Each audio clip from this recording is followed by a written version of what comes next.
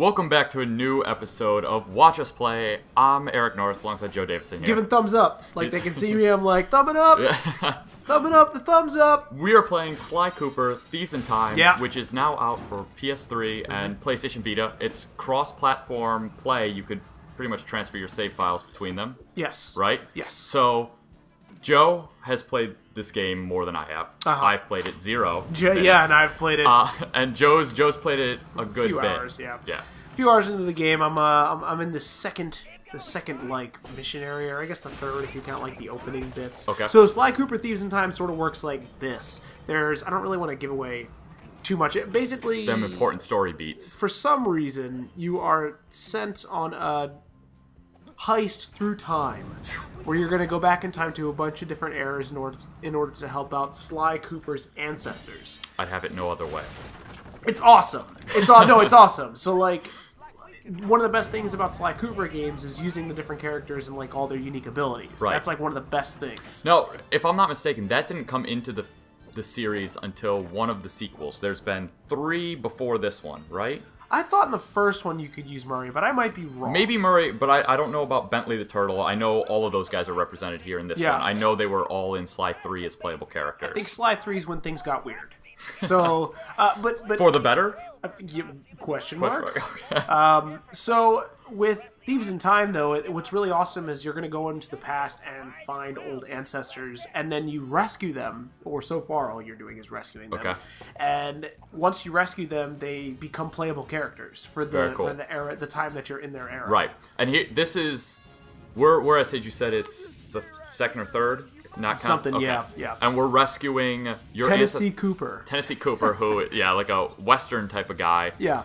And with it, what you're seeing right here is one of the costumes you have, and this is something new for Sly Thieves in Time, if I'm not mistaken. Yeah, right? You get costumes, and each costume brings new abilities. So Sly gets costumes. In addition to that, Sly has ancestors, which is basically like playing Sly with a slight costume. Okay.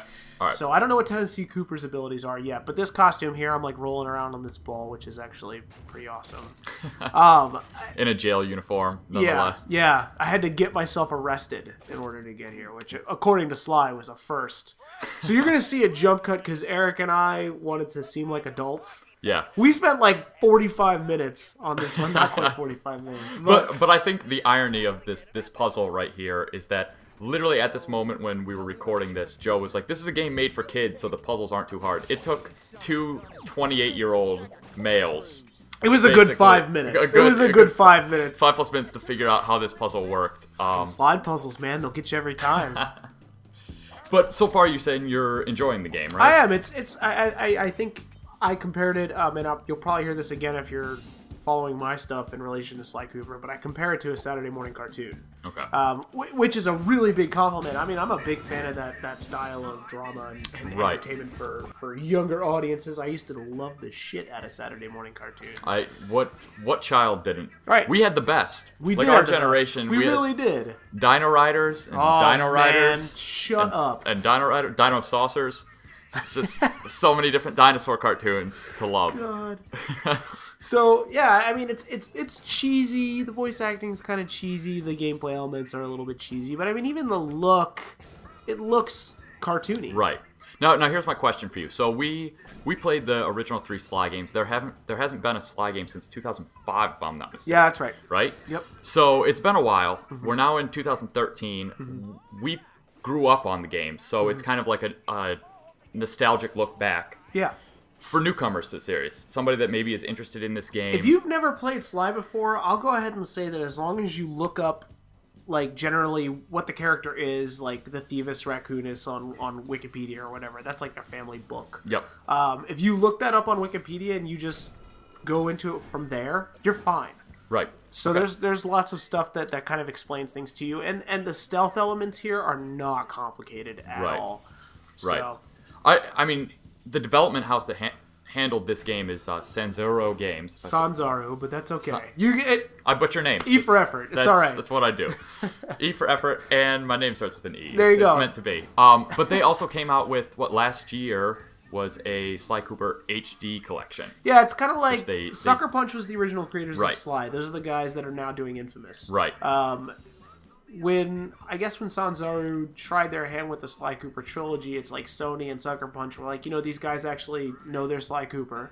Let's go ahead and give them a full-on game. A full-on Sly Cooper game. And that's why we got Thieves in Time. Or at least that's what I like to think. That's how I think it went down. I imagine it's something like that. I remember when this game was first announced, and they kind of showed it off at E3.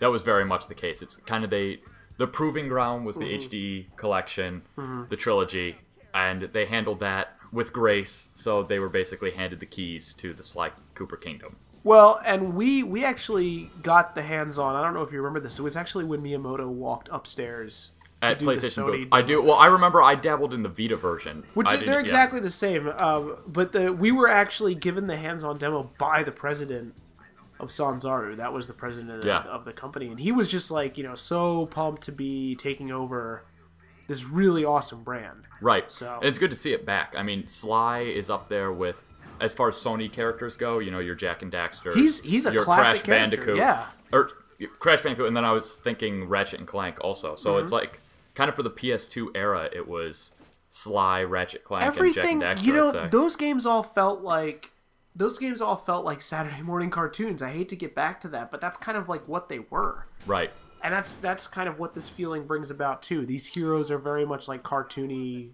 I think we can also agree that, in the gaming climate we live in now, where like every game is nearly a third-person shooter that's dark and drab and filled with curse words and guns and humans exploding, that having some stuff that's just fun for a change, that's a little bit more lighthearted and easy to pick up and play, it's nice. It's a good thing. Yeah, it's absolutely a good thing. Completely agree.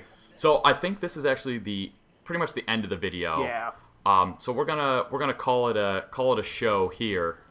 This has been Watch Us Play. Again, I'm Erik alongside Joe Davidson here. Hit up CraveOnline.com for more gaming coverage, and we'll be back next week. Enjoy this little James Bond-esque outro. Bond. Wait, Cal's got a machine gun. You're gonna have to jump out. Like Welcome to Sly Cooper. Welcome to Sly Cooper. Whoa!